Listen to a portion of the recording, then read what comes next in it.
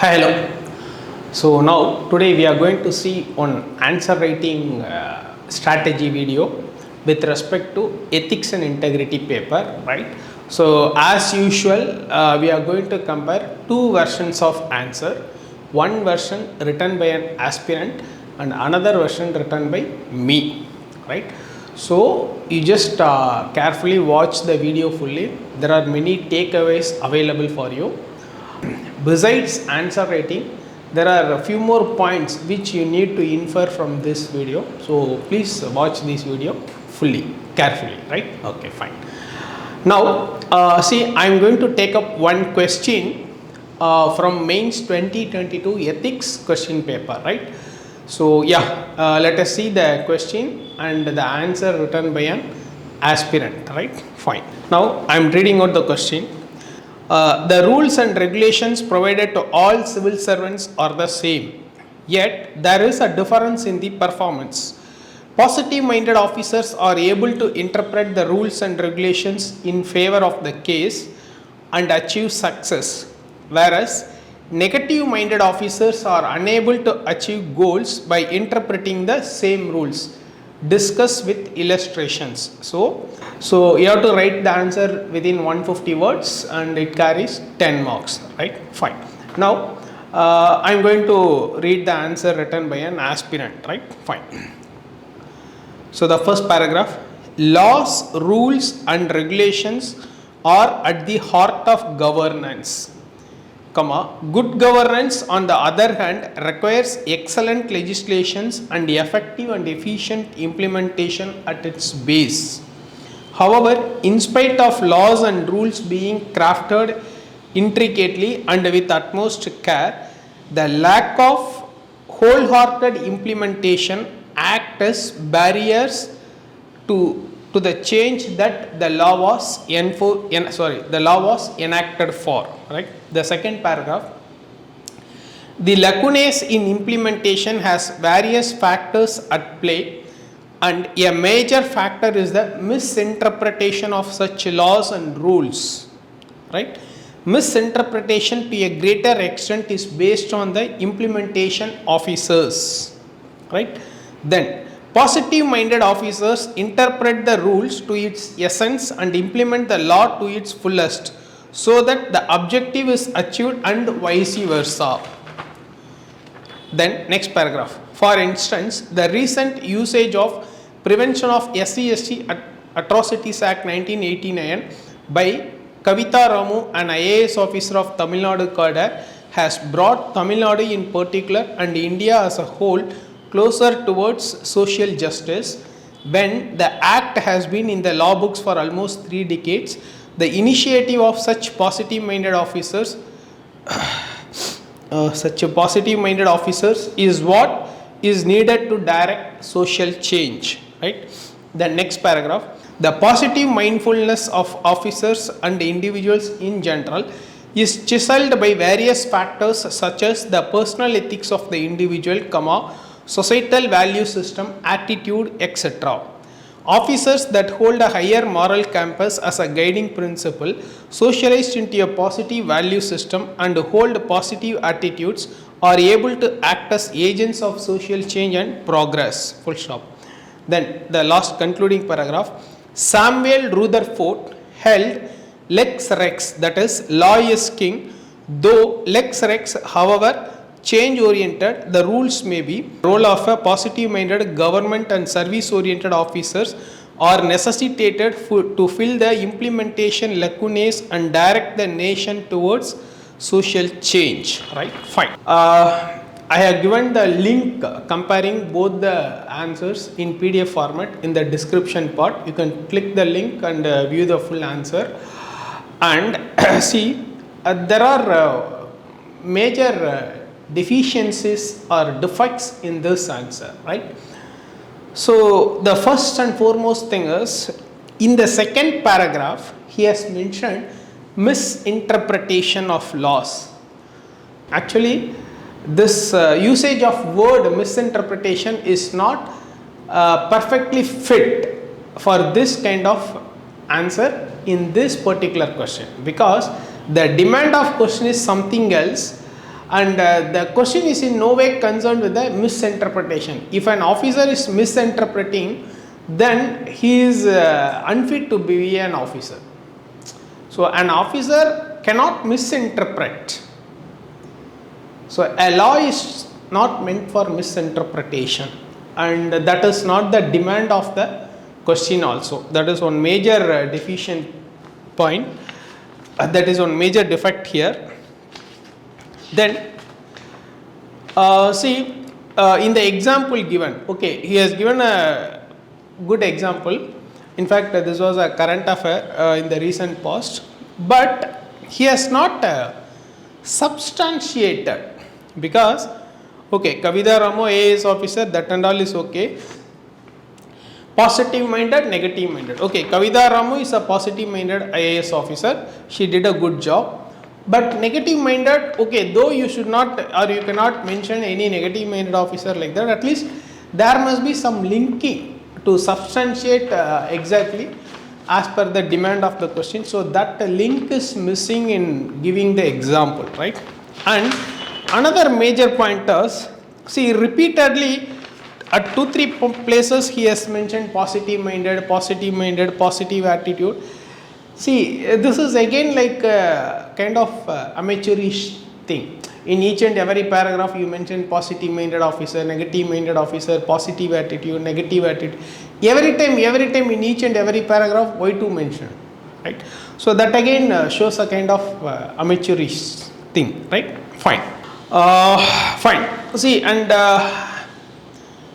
beyond that, the another major problem with this answer is, this is not exactly catering to the demand of the question.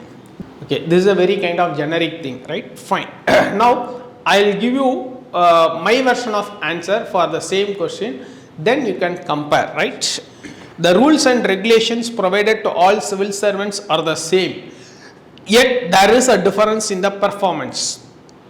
Positive minded officers are able to interpret the rules and regulations in favor of the case and achieve success, whereas negative minded officers are unable to achieve goals by interpreting the same rules.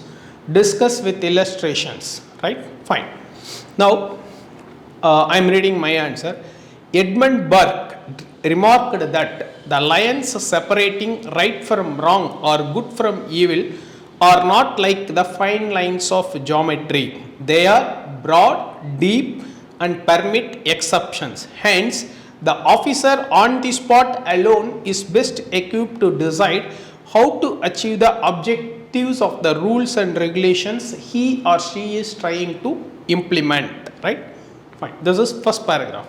Then the second paragraph, the interpretation and implementation of rules and regulation hence depends on the moral conscience and discretion enjoyed by an officer. So this is very important, and these two major things were missed by the aspirant, right? So in the earlier version of the answer which I have shown, these two main things are missing, right? This is very important, right? So I am just repeating again, the interpretation and the implementation of rules and regulations hence depends on the moral conscience and discretion enjoyed by an officer, full stop. Conscience is an intellectual judgment and more than a decision. Civil servants enjoy a wide array of discretionary powers. Administratively, use of discretion also assumes possession of higher wisdom as required by the circumstances. Right? Fine. Then I am giving two examples here. Examples are illustrations. The first one, Supreme Court in recent times said it wants a CEC of strong character like the late T.N. Session. The kind of electoral reforms to sustain the democratic spirit which T.N. Session brought in, like introduction of model code of conduct, voter IDs, etc., was not done by his predecessors holding the same office of same rules and regulations. Then the next second example, see the same example was given by the aspirant also, but there is a difference in framing and substantiating. Now you observe the difference in framing and substantiating the thing. In the recent past, Kavita Ramu, IAS of TN cadre, paved the way for Dalits to enter the village temple in Pudukottai district. She initiated action against casteist culprits under the SC/ST Atrocities Prevention Act 1989 and arrested them.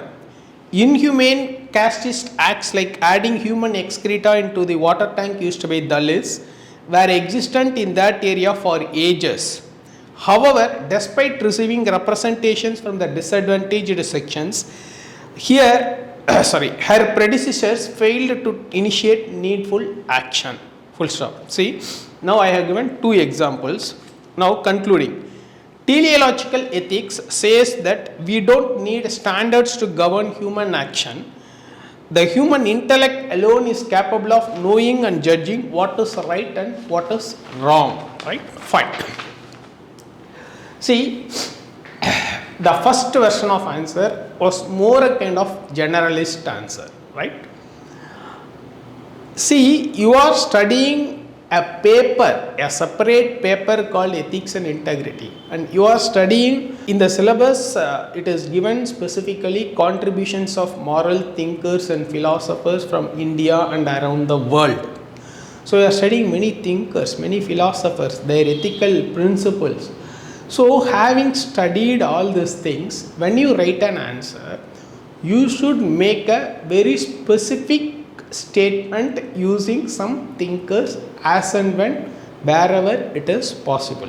But that was missing in the earlier version of answer. So, that's the reason the very first paragraph I started with Edmund Burke. See, some students ask me, sir, how to remember all those names? Okay, fine. Suppose in case you are not able to remember the name or retrieve the name, at least in general you can mention philosophers of liberal tradition, emphasize on the so and so point. You can generalize if you don't remember the name. There is no essentiality that you should always specifically mention the name. Even if you mention philosophers of liberal tradition or consequentialist ethical principles or consequentialist ethical philosophers. See, any ethics, like any student who is studying ethics definitely must be aware of these terms: consequentialism, hedonism, teleological ethics, virtue ethics. All these things definitely you must have studied. But you should use it in appropriate places. Unless you use it in appropriate places, what is the use of studying? And how will you differentiate your answer from an answer written by another aspirant? That is very important. See, you must always create an edge for your answer. So, in such a way, your answer is different, unique, and having some special things to get higher marks. That is very important, right? See, many examples can be given. In fact, even I was discussing with some other aspirants, they also gave many examples, very generalist examples. Income tax commissioner torturing a client, or income tax officers taking bribe instead of charging. Then the few more examples came, police officers. Okay, see, these are all very generalist examples. Right. So, I don't say these examples are not fitting, but these are all very generalist. In place of generalist examples, if you give very specific example, see, for example, I have given TN Sheshan and Kavita Ramu, and since this is very small question, and since this question carries only 10 marks, maybe you can give even one example. And in that case, I would prefer TN Session, because TN Session as an example, well documented, well recorded, uploaded by the Supreme Court and All India figure. Any examiner who is evaluating will understand what TN Session is known for, right? So, as much as possible, we should give an example which is very specific and which is very established. Very well established and well recorded, right? Because see, another one more thing, when I read my version of answer, I said Supreme Court has recently stated that it wanted a stronger CEC like that of TN Session, right? See, This is very important point. Always I tell, whenever you prepare for current affairs, don't depend on any compilation PDF files. See, the compilation PDF files can be used for revision purposes, but only when you read the newspaper very organically. See, for example, this particular example that the Supreme Court stated TN session thing, I remember because I read the newspaper. I was able to retrieve and recollect. Yeah, Supreme Court has recently stated, I think it was around November, December. I don't remember the date and all, but at least approximately around November, December, right? So sometimes for retrieval and recollection, this organic way of preparing current affairs by reading newspaper helps a lot. See, suppose the same news item, in case you would have studied any compilation, they would have given the constitutional provisions, they would have given pros, cons, if, buts and all, they would have given it. But that specifically what Supreme Court said, these kind of things, only when you read organically, you will be able to assimilate the things. So, with regard to current affairs, I always prefer organic way of preparation, right? Compilation PDF files are meant for revision and consolidation, but organic way is organic way, right? Because only that will fetch you good examples in case of ethics papers, and that will help you in many ways, whether in terms of retrieval, retention, recollection, production, whatever you call. Definitely organic way of preparing current affairs is the best thing, at least minimum the Hindu daily or Indian Express nowadays, right? Online PDF version or hard copy, but hard copy is always better, right? So that is one major thing. Key jargons. So if you compare the two versions of answer, the key jargons which I have specifically emphasized are conscience, discretionary powers, discretion, teleological ethics, right? Edmund Burke. Okay, Edmund Burke, in case you are not able to retrieve the name, at least you can mention consequentialist school of thinkers, or thinkers belonging to consequentialist tradition, or philosophers of liberal, anything like that you can put, and you can emphasize on the point, right? Fine. See, finally, conclusively, I am telling one thing: you should use key jargons, and you should make your answer very specific and different, unique, creating an edge, right? And examples which are more specific, which are as much as possible an all India based example is always preferable, right? And one more thing, see, that aspirant, I was discussing with him, he asked me, sir, how did you remember this name and all? Okay, fine. See, basically I am a political science faculty, and since my optional was political science, and also I did my MA in political science, those days when we gave our prelims and mains, we had an optional paper for prelims also. So that time political science was one of my optional paper for prelims, right? So because of that, I read vastly for political science. Maybe that political science knowledge has a little bit supported me in framing the answer and pulling the name of that thinker Edmund Burke. In fact, in Indian national movement also we say Surendranath Banerjee is known as Indian Burke. See, history also many people study just like history, but it's not like that. See, the right from this Indian Councils Act series, see, those development, if you link parallelly with the England, UK thing, so there the liberal tradition thinkers, right? So Edmund Burke, then J.S. Mill, so they were all a group of liberal thinkers. So history also you should not study just like history. It's not that you study Surendranath Banerjee was known as Indian Burke. What is the use? Why he was known as Indian Burke? Who was Burke? We must know, right? So this UPSC preparation on the whole, it's an amalgamation of many things. which is written, which is unwritten, which is conventional, which is practical, which is applicative, right? So which is proactive, whatever you name, whatever you label it, civil services preparation is a holistic thing, is an amalgamation of many items, right? So only with that proper amalgamation you will get a good answer. So if you write a very good answer, you will get a good marks, and especially the ethics paper is highly demanding. Ethics and essay, right? Ethics and essay are the major determinants of your position in the ladder of ranking, right? Fine.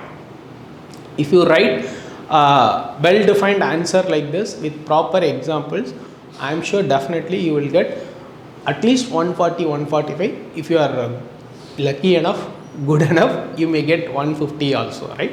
At least 140, 145 is reachable provided you give a good answer with good example, right? Fine. Wish you all very best. Thank you. Bye.